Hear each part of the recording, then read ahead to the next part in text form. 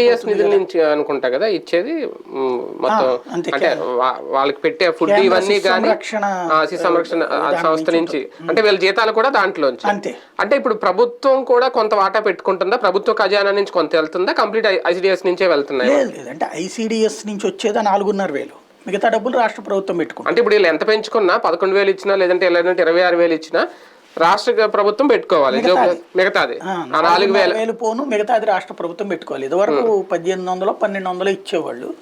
మోడీ వచ్చాక దాన్ని 4,500,000 చేశాడు అనమాట దాంట్లో. అది అక్కడ ప్రధానమైనటువంటి ఇష్యూ. బేసిక్ గా ఏంటంటే ఈ ఉద్యమాలలో వస్తున్నటువంటి సమస్య ఒకటి, కమ్యూనిస్టులు ఈ ఉద్యమం ఈ రూట్ లో చేసుకొచ్చారు. రెండవ కాన్సెప్ట్ ఏంటి, అటు తెలుగుదేశం పార్టీకి లాభం చేకూరాలా, జగన్కి దెబ్బతీయాలన్నట్టు. కాకపోతే ఇక్కడ ఎస్టిమేషన్ చంద్రబాబుకి జగన్కి ఉన్న తేడా ఒకటి కనబడుతుంది. జగన్ ఏంటంటే డీప్ ఎస్టిమేట్ చేస్తాడు, చంద్రబాబు నాయుడు పక్కన ఉన్నటువంటి వాళ్ళ దాని మీద ఎక్కువగా నమ్ముతాడు. దాంట్లో జరిగినటువంటి పాయింట్ ఏంటంటే అంగన్వాడీలు అంటే చంద్రబాబు నాయుడు